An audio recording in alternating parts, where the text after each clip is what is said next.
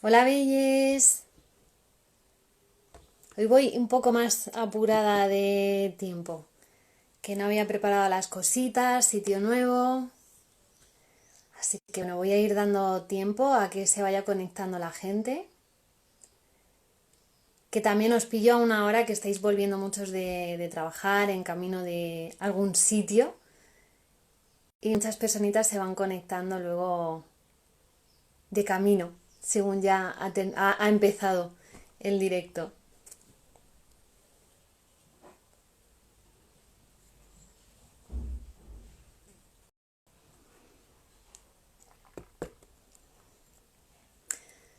Os voy contando un poquito. Hoy quería hablar sobre el eneagrama.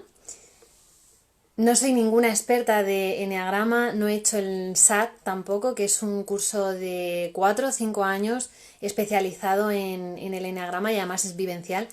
Entonces, lo que os voy a compartir son curiosidades. Es un poco, más que conocer el eneagrama y los eneatipos, es saber un poco en qué consiste, de qué forma se puede, bueno, conocer mejor en qué consiste esta herramienta. Todo lo que voy a hablar hoy va a ser sobre todo sobre la sombra del eneatipo, de cada eneatipo. Esto no quiere decir que si eres de un determinado eneatipo seas de esa determinada manera o que tengas esa conducta, porque al final sería como la sombra de ese eneatipo. Y lo bonito es que si te das cuenta de alguna pincelada, algo de esa sombra, pues que tienes la oportunidad de darle luz. Si hay una sombra es porque tienes la luz cerca. Os comento un poquito en qué consiste el eneagrama de la personalidad, conceptos básicos que he ido cogiendo. Todas las personas viven desde un patrón de personalidad. El patrón de personalidad se forma en edad infantil como una forma de adaptación al medio. Esto quiere decir que cuando somos pequeños nos encontramos en una situación que nos resulta difícil, complicada de vivir y utilizamos algún tipo de estrategia para adaptarnos a esa situación que nos está produciendo algún tipo de dolor. Y eso es lo que va a identificar la personalidad que tomemos. El patrón de personalidad es disfuncional en la edad adulta. Esa conducta que adquirimos en la infancia nos sirvió para ese momento de la infancia. ¿Qué ocurre? Que lo automatizamos, lo seguimos utilizando y en la edad adulta pues se vuelve algo disfuncional, insano, y es lo que nos provoca esa sombra en, bueno, pues ya de mayores. El patrón de personalidad no cambia en toda la vida. Desde que nacemos hasta los 7 añitos más o menos es cuando se configura el patrón de personalidad y siempre va a ser el mismo. Una cosa es que sea el mismo y otra que sea que no haya ningún tipo de cambio. O sea, dentro de esa personalidad y de ese patrón sí que va a haber alguna pequeña modificación. Depende de cómo se gestione. En la edad infantil, lo que os comentaba, hay diferentes etapas. La primera etapa, que es la preoral, que es entre los 0 meses y los 6 meses, si hay una herida en esa etapa, es cuando se establece el patrón de personalidad 5, el eneatipo 5. Entre los 6 meses y el año y medio más o menos es la fase oral y estaría asociada al eneatipo 4. Entre el año y medio y los 2 años y medio, 3 años, es la fase anal y se asocia al eneagrama número 9. De los 3 años, muevo un poquito porque tengo los apuntes justo detrás, porque de memoria no me lo sé todo. De los 3 añitos, más o menos, bueno, 2 años y medio hasta los 4 es la fase fálica y es cuando se desarrolla el patrón de personalidad del eneatipo 3 y 6. Y la última etapa, que es desde los 3 años y medio, 4 hasta los 7, es la fase genital y es la que se asocia a los eneatipos número 1, 2, 7 y 8.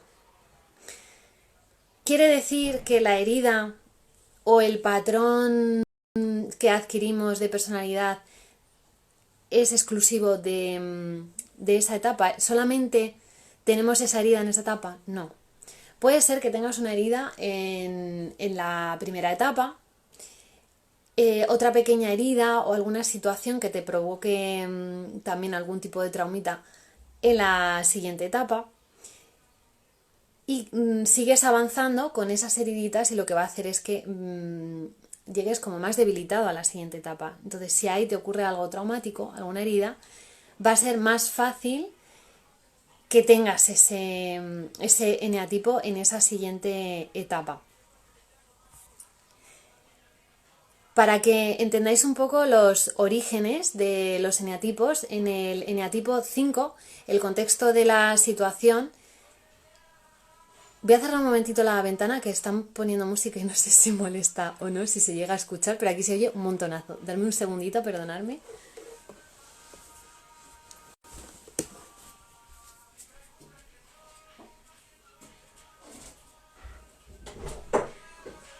Corazón, estoy en directo, ¿puedes bajar la música? Pensaba que era de fuera, gracias. No pasa nada. Luego te oyes.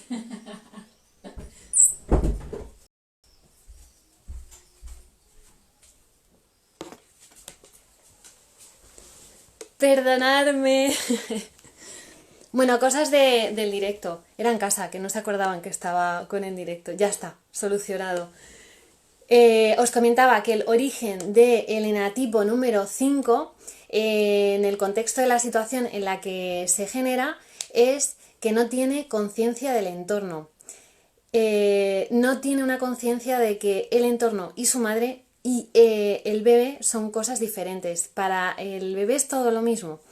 Entonces ocurre esa situación traumática en la que es capaz de percibir el estado anímico negativo de la madre y lo interpreta como una amenaza.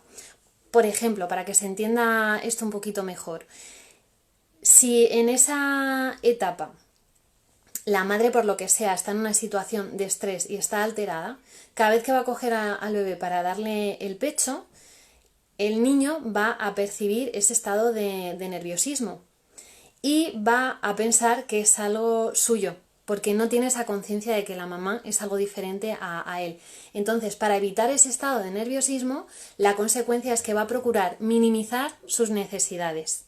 Ese bebé va a llamar menos la atención para no enfrentarse a esa situación que le provoca estrés.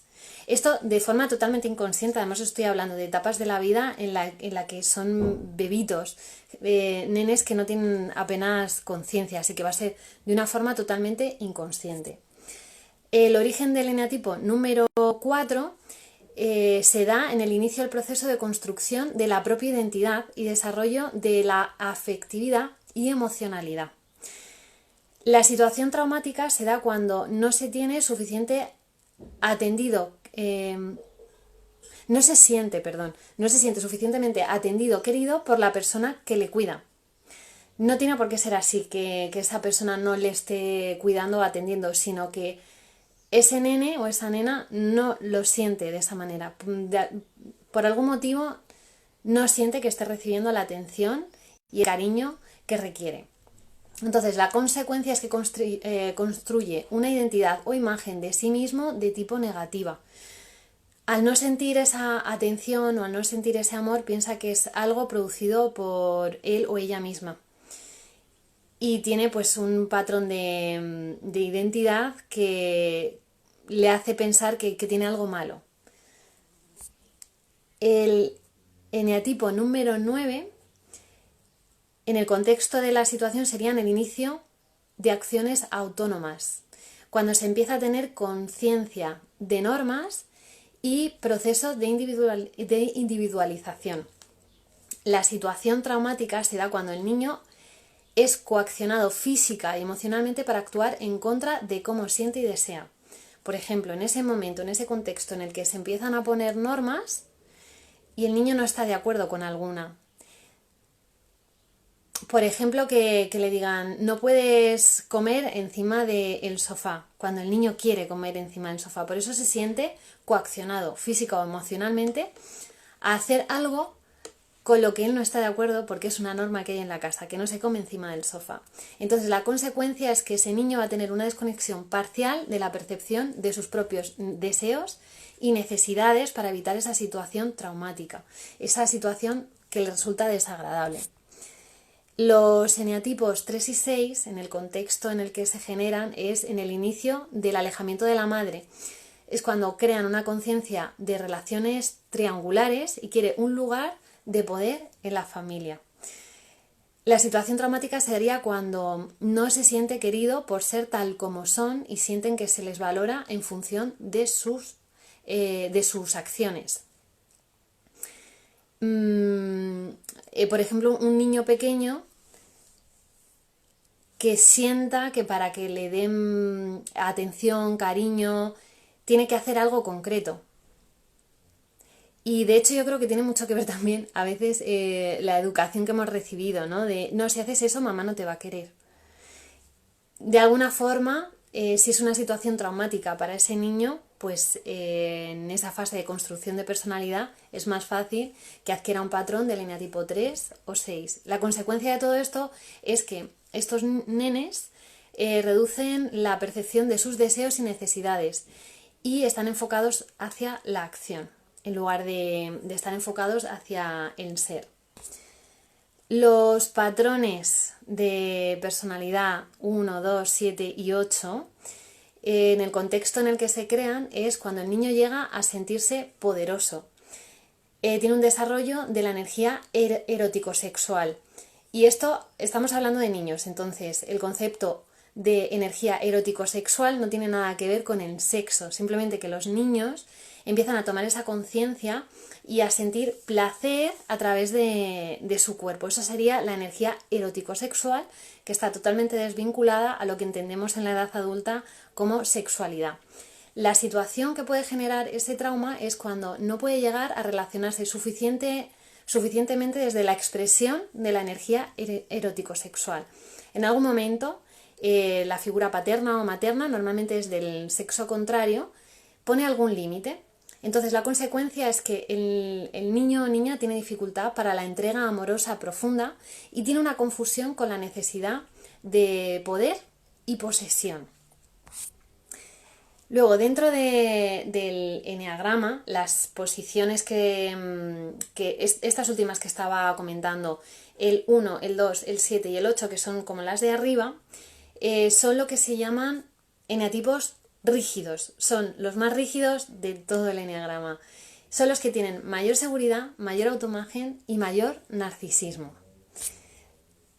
Debajo, los que están dentro de estos, el 7 y el 2, que estarían como a la misma altura, tienen la facilidad para conectar con los estados internos y dificultad para pasar a la acción. Y cuando pasan a la acción, para alcanzar sus objetivos, lo hacen a través de la seducción. Luego, los eneatipos 7 y 8 son justamente lo contrario. Tienen dificultad para los estados internos y facilidad para pasar a la acción. Y cuando pasan a la acción, lo hacen a través de la fuerza y la dominación. Luego están el 2 y el 7, que son emocionales, y a ver, que esto me lo tapa el móvil. El 1 y el 8, por ejemplo, el 2 es emocional, el 7 mental, y ahora os explico esto.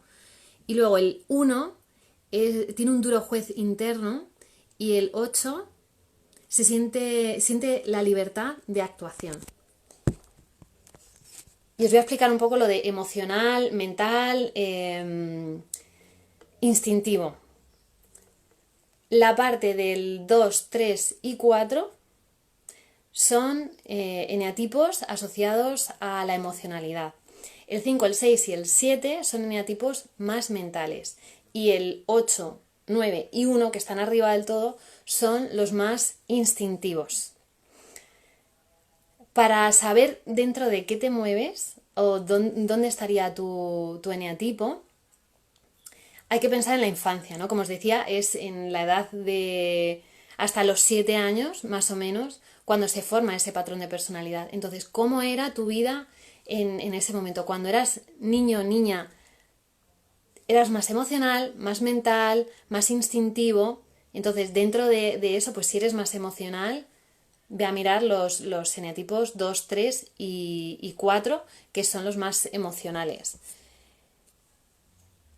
Luego, distinciones, el 6 y el 3 que están abajo, son los eneatipos que se consideran psicopáticos. Igual que los que comentaba ahora, los de arriba, el 1, 2, 7 y 8, tienen mayor seguridad, mayor autoimagen, mayor narcisismo y se pueden asociar a que tienen esa imagen mental de soy fantástico tal como soy, se aceptan tal como son. El 6 y el 3 tienen menor seguridad, menor autoimagen y menor narcisismo. No tienen esa imagen de que son fantásticos como son, pero sí que tienen el poder, el deseo de poder ser fantásticos como son. Entonces tienen esa facilidad para pasar a la acción y dificultad para la percepción interna. O sea, para la percepción interna. El eneatipo 3, como os decía, está dentro de los emocionales, el 6 dentro de los mentales y a la hora de tomar acción para alcanzar sus deseos se mueven más en los ámbitos de la seducción y la coacción. Luego están los eneatipos 5 y 4, que en comparación con todos los demás son los que menos seguridad tienen, menos una autoimagen más bajita, un narcisismo mucho menor, pero son los eneatipos que mayor contacto tienen con su ego. Y esto quiere decir que tienen una conexión que les resulta mucho más fácil conectar con su sombra. La ven con mucha más facilidad. El 6 y el 3 tienen una menor facilidad, pero también conectan con su sombra, y a los que más les cuesta son a los rígidos, que os hablaba al principio, el 1, 2, el 7 y el 8, son los que menos contacto tienen con su ego y los que más les va a costar ver esa sombra. Es mucho más fácil que acuda a terapia y que empiecen a ver resultados los eneatipos 4 y 5.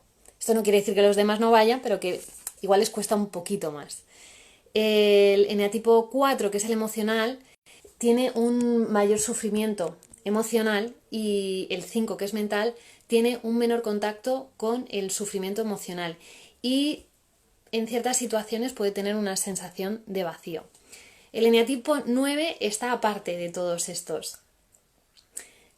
Por la formación de la personalidad que tiene, en la etapa en la que se hace, tiene una falta de contacto psicológico consigo mismo, entonces se desconecta a nivel emocional y tiene una insensibilidad ante la frustración e insensibilidad ante sus propios deseos. Esto no quiere decir que no lo tenga, sino que su estrategia de afrontamiento en esas situaciones traumáticas en la edad de la infancia fue desconectarse, anestesiarse para no sentir ese malestar, esa frustración. Como dato curioso, el DSM-4, que es un manual diagnóstico, hace como una asociación con cada uno de los eneatipos. Por ejemplo, el eneatipo 1 se podría asociar al trastorno obsesivo-compulsivo. Y digo que se puede asociar, no es que si eres un eneatipo 1 tienes un trastorno obsesivo-compulsivo, sino que puedes tener como ciertas tendencias, ciertos comportamientos que se tienen dentro del trastorno obsesivo-compulsivo. El 2 se asocia al trastorno histriónico. El 4, y me salto el 3 adrede, el trastorno límite. El eneatipo 5, el trastorno esquizoide. El 6, paranoide. 7, narcisista. 8, antisocial. Y 9, dependiente. ¿Qué ocurre con el 3? El 3 se podría asociar como a ese patrón de personalidad del sueño americano.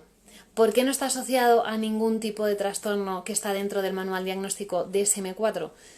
Porque lo escriben americanos. Entonces, ellos tienen aceptado socialmente ese patrón de personalidad del sueño americano. Entonces, no lo ven como un tipo de trastorno, sino como algo normal. Se ha aceptado socialmente. Dentro de cada eneagrama hay 3 subtipos. Es que es un mundo todo esto. Es complicado al final saber cuál es. Esos 3 subtipos son el conservación, el social y el sexual. Difieren tanto unos de otros que hay veces que un subtipo de un eneatipo se parece mucho más a otro eneatipo que al suyo propio, porque son muy diferentes entre sí.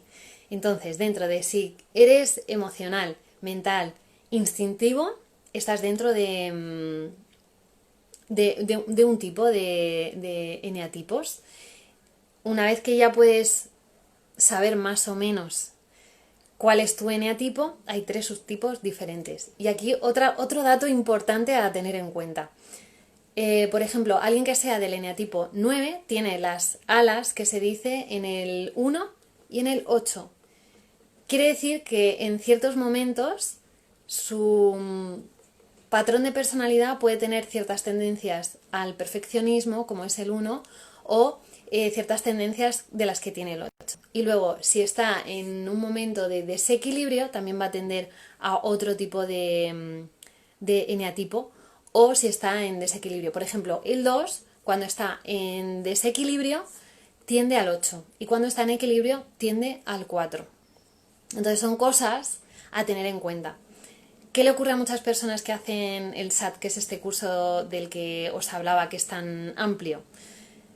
Que a lo mejor están 2-3 años pensando que están en un eneatipo, igual están en el 4, pensando que son un 4, y después de años pues se dan cuenta de que no, que estaban en un momento de su vida en desequilibrio y que son otro eneatipo totalmente diferente. Esto al final es una guía, pero lo más importante es que te escuches tú, que aprendas a ver diferentes cosas con las que te sientes identificada y sobre todo que eran como más características en tu infancia, que era cuando tenías ese patrón de personalidad como más puro, porque en la edad adulta se puede mezclar con un montón de cosas. Y ahora sí, os cuento un poquito rápido de los eneatipos. El eneatipo 1 es el que se asocia a la ira, que sería como esa parte de la sombra, y la luz sería la serenidad.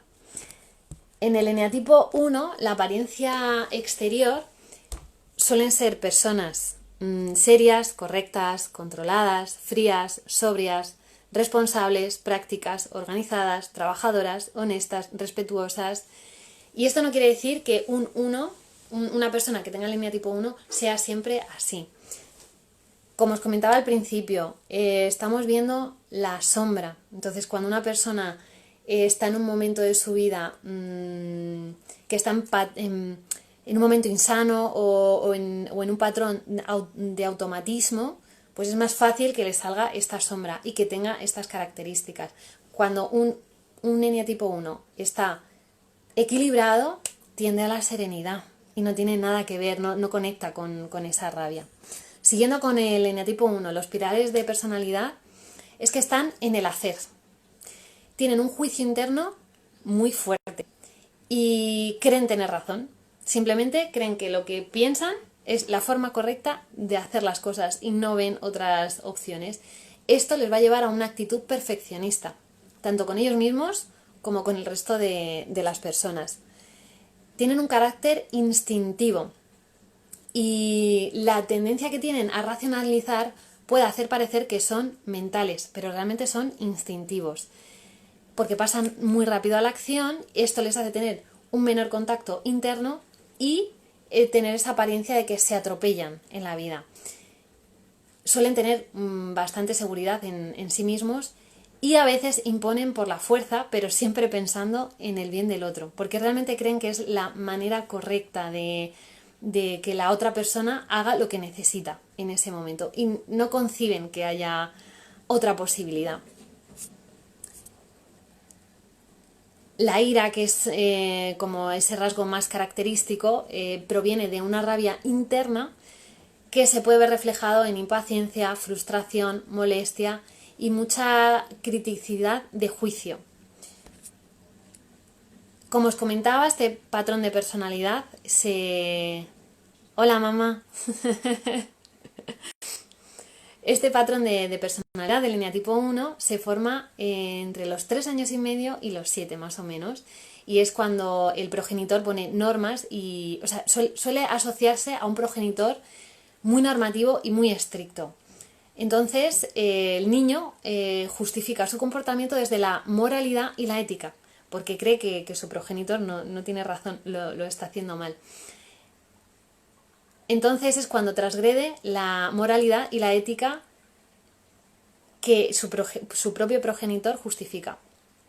El niño desvaloriza moralmente al progenitor y se siente legitimado a situarse por encima de este. Y el niño toma una actitud normativa y estricta. Con los subtipos, os cuento muy por encima. Yo llevo años indagando en los eneatipos y sigo sin tener claro cuál soy dentro de los subtipos. En el eneatipo 1, el subtipo conservación tiene un enfoque muy hacia sí mismo. Se le suele denominar con la etiqueta de preocupación y tiene una actitud más amable y benévola. El social tiene un enfoque más hacia el ámbito social. El mote sería inadaptación y su actitud es de ser los más perfectos dentro del eneagrama. Y el eneatipo, o sea, el subtipo sexual se enfoca hacia tener relaciones más íntimas, más cercanas. Se le suele etiquetar bajo el nombre de celo o vehemencia, y de estos son los más agresivos dentro del eneatipo número 1. Y vamos al 2. Dame un segundito.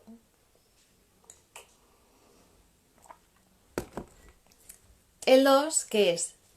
El orgullo, su sombra, y la humildad, su luz. La apariencia exterior son personas alegres, generosas, espontáneas, libres, seductoras, extrovertidas, femeninas, cálidas, divertidas, y les gusta ayudar. El pilar de la personalidad del eneatipo número 2 es el vínculo emocional. Tienen un engrandecimiento de su imagen y son espontáneos y naturales. El deseo principal es ser queridos y amados. En ese deseo por ser queridos y amados, tiene un patrón de personalidad muy asociado al dar y recibir. De forma inconsciente, ellos dan, son personas que están siempre en esa posición de ayudador o de salvador, esperando recibir lo mismo. De hecho, se frustran y se decepcionan mucho cuando no reciben lo mismo, porque creen que son merecedores de lo que esperan recibir porque han dado mucho. Y no siempre es así, cada persona da lo que quiere y lo que puede en cada momento, y está bien. La formación de la personalidad es entre los 3 años y medio y los 7, es cuando se empieza a desarrollar esa sensibilidad erótico-sexual, y cuando tienen una entrega amorosa con esa energía, que como os comentaba no tiene nada que ver con la sexualidad, sino con esa sensibilidad que empieza a sentir el niño de sentir placer a través del cuerpo, pues puede ser rechazada por el progenitor, que normalmente suele ser del sexo contrario, impone algún límite. Y el niño, como mecanismo de defensa, pues se reprime. De adultos, estas personas tienen miedo a la entrega, un miedo a la entrega amorosa profunda, y tienen dificultades entre el amor y el sexo. Son como cosas distintas y puede haber dificultades a la hora de relacionarse desde ahí. Los subtipos, pues dentro del conservación, son los que tienen una apariencia más infantil, se les suele denominar privilegio, y son los que dan para recibir, son caprichosos. El subtipo sexual son seductores y orgullosos, se les suele llamar conquista, y lo hacen a través de sintonizar individualmente con las personas. Y luego está el social, que se esfuerzan por tener una buena imagen hacia los demás, se les denomina ambición, y como que su espinita está en ese reconocimiento social. Vamos al eneatipo número 3, que va desde la vanidad de su sombra a la autenticidad de su luz. La apariencia externa de estas personas es que son cálidas, amables, simpáticas, educadas, calmadas, serenas, trabajadoras, competentes, competitivas, eficaces y prácticas. Los pilares de personalidad del eneatipo 3 es que necesitan el feedback del entorno para sentirse reconocidos. Son personas vanidosas que tienden al control y a estar en acción. Lo que más desean es ser aprobados, admirados, distinguidos e impresionar. Buscan esa valía a través de lo que hacen, de esa aprobación externa. La formación de la personalidad es entre los 2 años y medio, 3 y medio más o menos, cuando el niño desea ser gratificado satisfaciendo sus nuevas necesidades. Por ejemplo, cuando los nenes aprenden a hacer caca en el orinal, van buscando esa aprobación, ¿no? Como han visto que si hacen caca en el orinal, los papás le aplauden, van buscando esa confirmación de lo que están haciendo en los padres constantemente. Entonces, el progenitor procura que el niño se comporte de forma distinta en ciertas situaciones y lo manipula mediante el refuerzo positivo. El niño aprende que es gratificado cuando se comporta como el progenitor quiere. Si haces esto como yo te digo, te voy a dar un premio. Y esto es lo que el niño tiene asociado. El progenitor le incentiva a esforzarse más para que tenga esa gratificación. Y el niño realmente ya no está haciendo lo que desea, sino lo que el progenitor le está diciendo que haga. Por eso tiene esas necesidades propias, personales, no satisfechas. El mecanismo de defensa de estos niños es la identificación externa. Se identifican con el ideal del progenitor para alinearse con los deseos del progenitor y así evitar la frustración que les genera no ser aceptados tal como son. No arraiga la sensación de ser querido haciendo lo que él desea. Tampoco arraiga la confianza en sus propios impulsos y deseos. No arraiga la sensación narcisista de ser fantástico, como es, de sentirse bien consigo mismo por ser simplemente. E interioriza que debe hacer algo para ser querido. Por eso están muy vinculados al hacer, el eneatipo 3. Los subtipos, el conservación, son los más controlados. En las acciones se les denomina seguridad y son los menos vanidosos dentro de este eneatipo. El social es el más extrovertido, se le denomina prestigio y buscan esa imagen de éxito. Y el subtipo sexual es el más emocional, se les denomina atractividad y son los que buscan esa estética de la imagen. Entonces vamos al eneatipo número 4, que estaría la sombra en la envidia y la luz en la ecuanimidad. Su imagen exterior es que son personas ingeniosas, creativas, atentas, imaginativas, dramáticas, refinadas, interés en la estética e intelectual, diferentes, especiales, únicas, sufren, son cálidas y empáticas. El pilar de la personalidad está en la melancolía, la envidia y son emocionales y sensibles. Lo que más desean es no sentirse carentes y esto les lleva a buscar ese feedback externo y a buscar atención y afecto.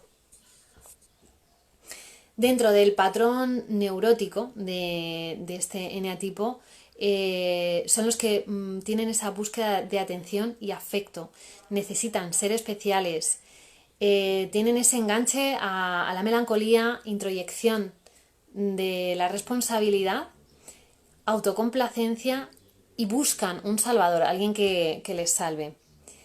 La formación de la personalidad de este eneatipo es de entre los 6 meses y el año y medio más o menos, cuando están iniciando la construcción propia de identidad a través del feedback del entorno. Este niño se siente desatendido y es consciente de su dependencia total de la madre. Entonces empieza a desarrollar la necesidad afectiva y de seguridad. La afectividad del niño se desarrolla con sentimientos negativos hacia la madre. Y el niño no puede sostener, proyectar este sentimiento a la persona de quien depende para su supervivencia. Es una incongruencia que le está generando esta situación. Entonces, el mecanismo de introyección lo que hace es que se dirige hacia sí mismo el sentimiento que proyecta hacia la madre. Piensa que hay algo malo en él mismo. Y la consecuencia es que tiene falta de arraigamiento de un buen concepto de sí mismo. Los subtipos del eneatipo número 4, el conservación, tiene la apariencia de que sufren en silencio, se les denomina tenacidad y tienden a tener una envidia en el entorno inmediato. El social son los más sufridores dentro de de este subtipo, se les denomina vergüenza y anhelan ser aceptados. Y el sexual son los más intensos, se les denomina odio y tienen relaciones de amor-odio. El eneatipo número 5 va de la avaricia al desapego.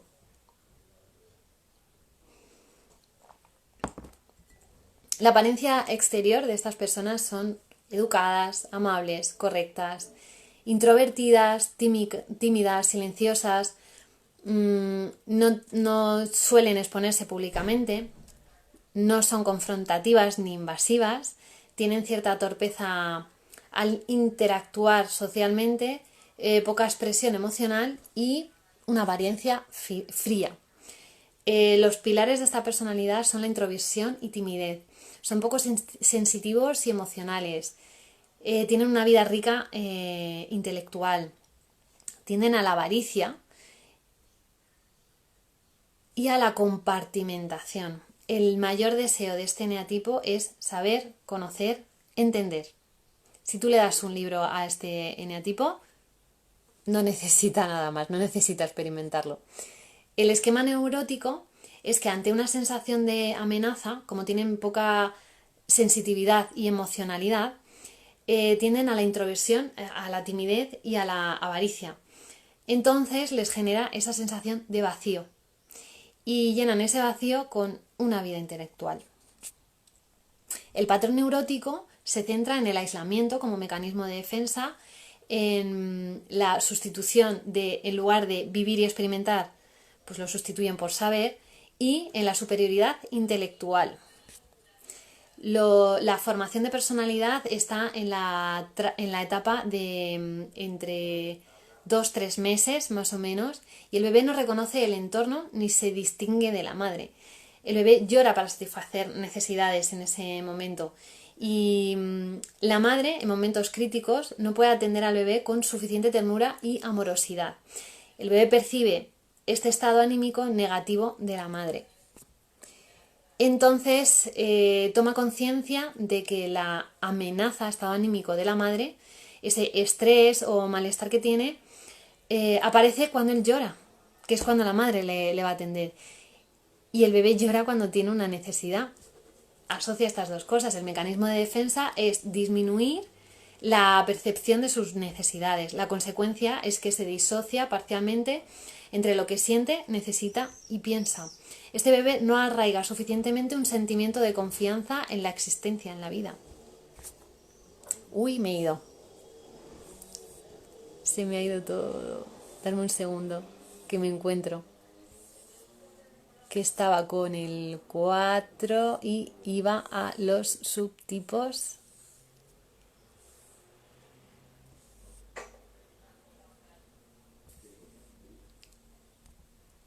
Vale, en los subtipos, el conservación tiene esa apariencia de más introvertido, se le denomina cueva, porque necesita ese espacio interno, y tiende más a procurar no necesitar nada de nadie. El social se relaciona desde el saber, es como un tótem, esa sería como la forma en la que se le define, y tiende a compartir su saber. Luego está el sexual, que tiende a las relaciones interpersonales, se le denomina confianza y lo hace desde las relaciones íntimas. Luego estaría el eneatipo número 6, que va del miedo, que es su sombra, al coraje, que es su luz. La apariencia exterior, según su vivencia del miedo, pueden ser huir, que son las personas fóbicas, que suelen tener una apariencia afable, cooperantes y cálidas. Otra estrategia sería el defenderse, y estas personas tienen la apariencia de ser racionales, controladas y frías. Y luego la otra estrategia sería enfrentarse, que son las contrafóbicas. Estas personas tienen una apariencia desafiante, rebelde, agresiva. El pilar de personalidad está centrado en el miedo, la duda, la culpa, la acción controlada y las relaciones jerárquicas. Lo que más desea este eneatipo es seguridad. En un patrón neurótico, cuando esta persona está muy desestabilizada, tiende a confundir la ternura y la debilidad como algo negativo. Tienden a la proyección, que esto lo hacemos todo el mundo, pero este eneatipo en un patrón neurótico insano tiende más. La proyección, me refiero a cuando yo estoy viendo que, por ejemplo, hay una situación en la que veo que la otra persona, yo siento que se está enfadando y le digo que está enfadada cuando realmente la que se está enfadando soy yo. Eso es lo que yo estoy proyectando en la otra persona. Tú estás haciendo esto o eres de tal manera cuando en realidad estoy hablando de mí. Eso sería una proyección. Lo hacemos todos, pero este eneatipo, cuando está desestabilizado, más todavía. Y otro patrón sería la prevención excesiva. Prevenir para no tener que curar. La formación de esta personalidad, que es desde los 2 años y medio, 3 años y medio más o menos, el niño desea ser gratificado, satisfaciendo sus nuevas necesidades. El progenitor procura que el niño se comporte de forma distinta a como lo está haciendo. Y el progenitor le manipula mediante refuerzo negativo. O sea, lo contrario de lo que hablábamos antes.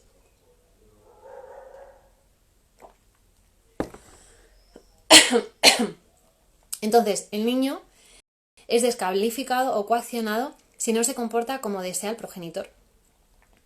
Y el niño teme hacer lo que realmente él desea. Se genera miedo y culpa en este niño. Y el mecanismo de defensa es la proyección.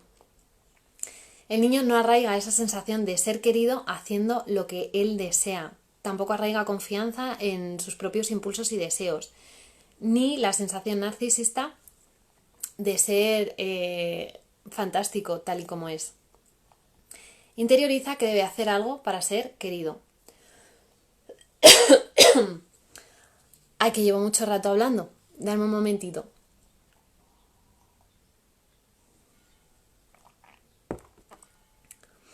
Con lo que me gusta a mí hablar y me da la tos ahora. Los subtipos del eneatipo número 6. El conservador tiene una apariencia afable y dudosa. Se le denomina como calor y es el más huidizo. Dentro del social es el más racionalizador. Se le denomina deber o prusiano y tiende a seguir normas y grupos. Luego en el subtipo sexual está el contrafóbico, que se denomina fuerza, y es el intimidador. Si tú te ríes, Dani, pero yo lo estoy pasando mal.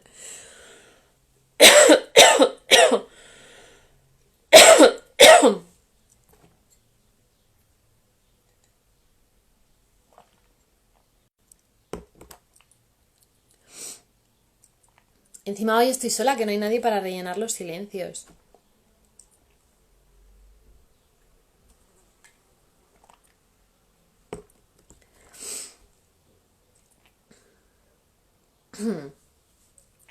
Yo creo que ya.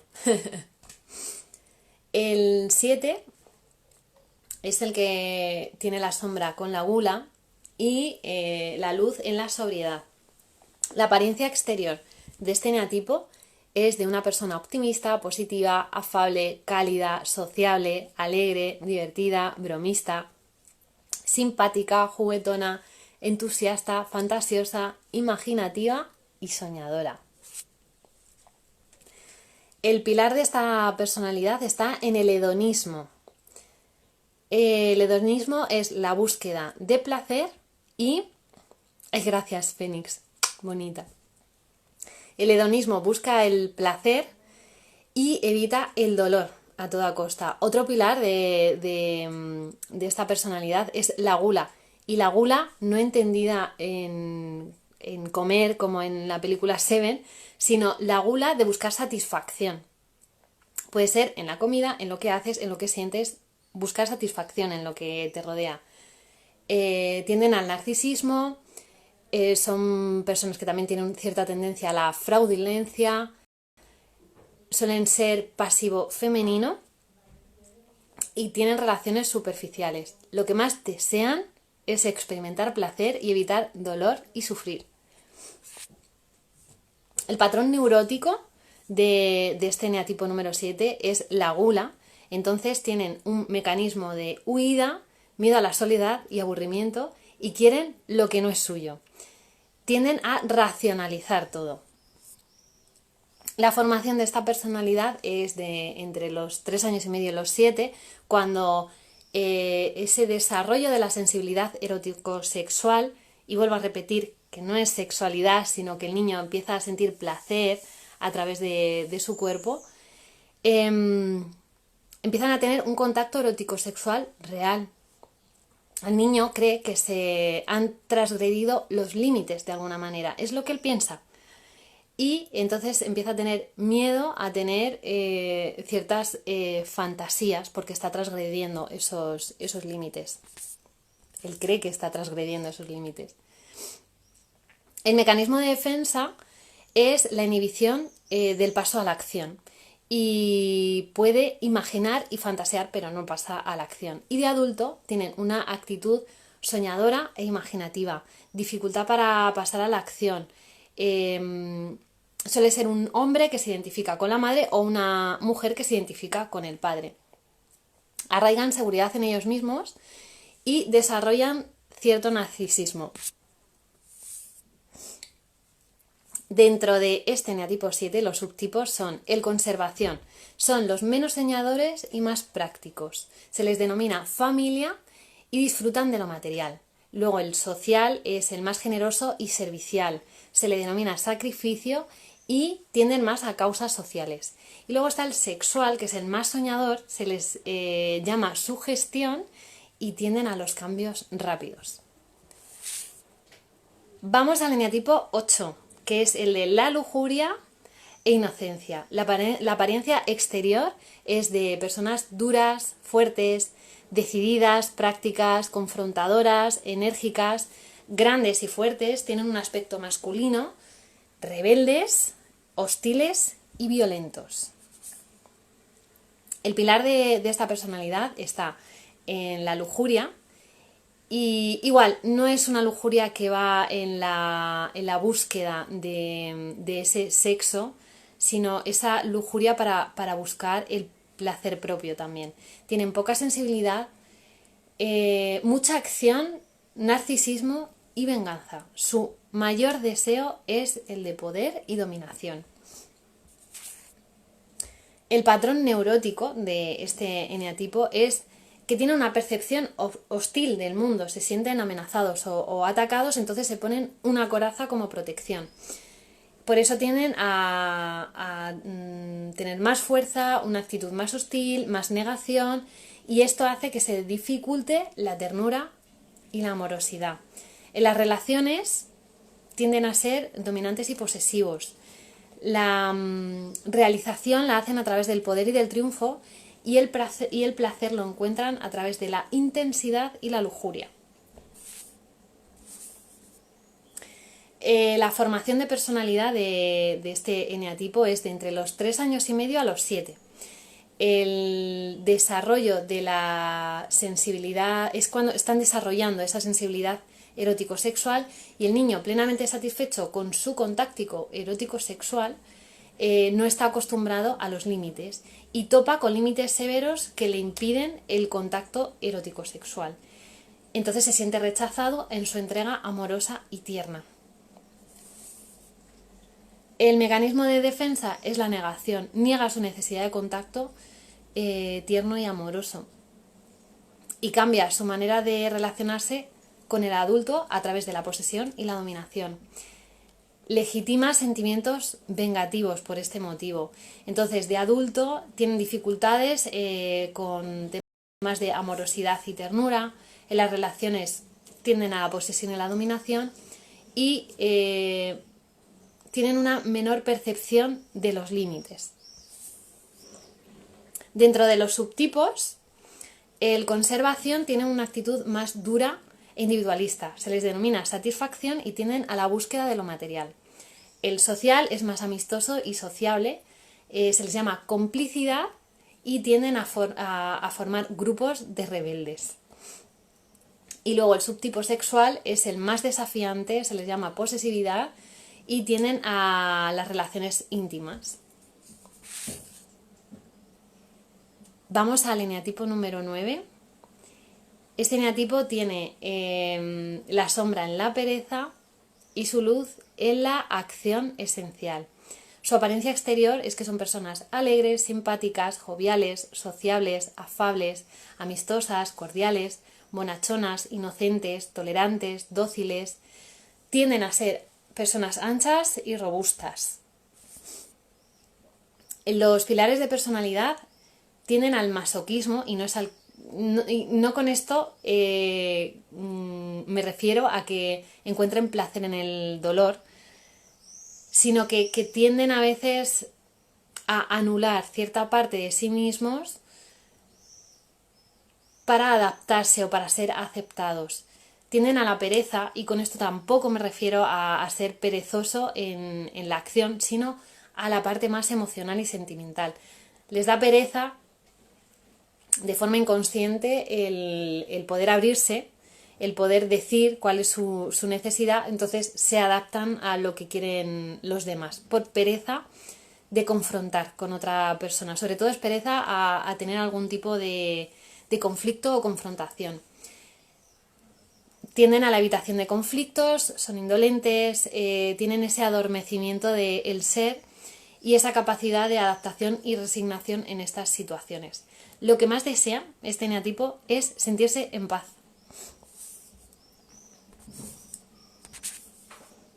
Dentro del esquema neurótico, la sensación displacentera cuando anteponen sus deseos y necesidades, lo que hacen es desconectarse de ese deseo o necesidad, sienten un vacío interior, se llenan con deseos y necesidades del entorno porque se van adaptando a lo que les va pidiendo el entorno.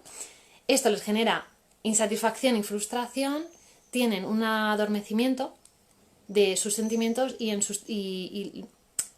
en la sustitución del ser por el hacer. Vuelven otra vez, es como un círculo vicioso, vuelven a llenar sus deseos y necesidades con lo que quiere el entorno, se vuelven a adaptar. Esto es un patrón neurótico.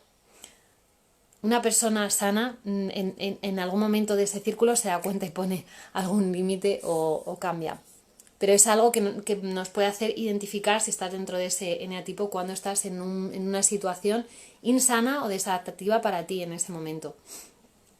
La formación de la personalidad del eneatipo 9 viene de una situación traumática, de que es coaccionado de forma repetitiva y continuada. El conflicto interno, que es hacer sus deseos, se traduce en un enfado del progenitor. Y el hacer los deseos del progenitor se traducen en frustración. En cualquier caso, hagan lo que desean y está enfadado el progenitor, o hacen lo que desea el progenitor y sienten frustración, siempre va a haber un malestar. En cualquiera de los casos siempre hay un malestar para el nene.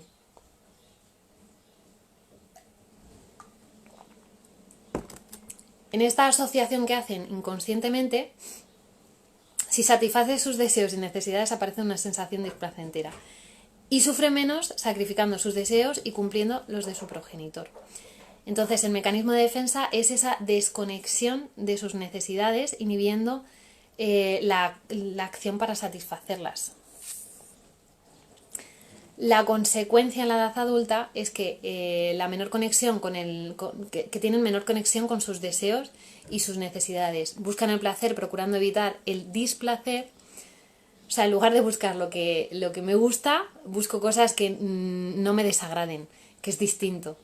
Tienen una mayor tendencia a adaptarse que a anteponer sus deseos y necesidades. tienen dificultad para establecer límites y confrontar a los demás y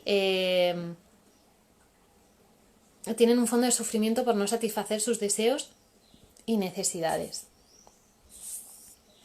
Los subtipos de este eneatipo está el conservación, que tiene una actitud con un mayor contacto con sus deseos, se le llama apetito, y tiende al consumo de actividades de ocio. El social es el más extrovertido y activo dentro de este eneatipo. Se le denomina participación y tiende a las necesidades del grupo. Y por último está el sexual, que es el más fantasioso y emocional. Se le denomina fusión y siempre como que tiende al otro. Hasta aquí la descripción del eneagrama, los tipos, subtipos, alas y tendencias de sano, insano. Esto es una breve pincelada. Son curiosidades que yo os comparto de lo que he ido aprendiendo, estudiando con todo esto y para nada soy la más experta.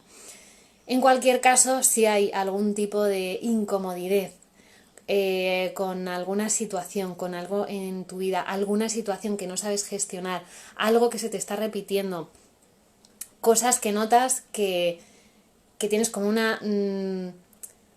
una desproporción en tu emocionalidad a la hora de enfrentarte en ciertas situaciones y que crees que tienen algún tipo de relación con otras de la infancia. Esas son actitudes que en un momento pues sí serían adaptativas, sí que serían saludables, pero ahora mismo no. Y si te está generando esa incomodidad, pues quizás sea el momento de consultar con alguna otra persona que te pueda acompañar con todo esto. Esto es una herramienta, pero sobre todo es saber gestionar todo esto. No va a dejar de estar tu sombra en ti, forma parte de ti. Lo que sí que se puede hacer es aprender a verla, a escucharla, a abrazarla y ver la luz que proyecta esa sombra. Para cualquier cosa, ya sabéis dónde estoy. Tenéis sesiones de valoración totalmente gratuitas a vuestra disposición, un montón de contenido que estoy compartiendo ahora mismo en Instagram, en TikTok, en YouTube, que está a vuestra entera disposición. Y bueno, también hay un canal que tengo de Telegram donde comparto más cositas más orientadas a ejercicios, audios, meditaciones, que igual que si estáis interesados de mil amores, os meto en ese canal y todas las semanas voy compartiendo cositas. Así que bueno, hasta aquí el directo de hoy. Muchísimas gracias por haber estado hasta aquí, por acompañarme en este ratito. Y gracias a ti, mamá, que si no es por ti yo no estaba aquí, ¿eh? y que mucho amor a todas esas sombras que tenemos, que son las que nos enseñan lo que brillamos al final. Un abrazo enorme a todos y a todas. Chao.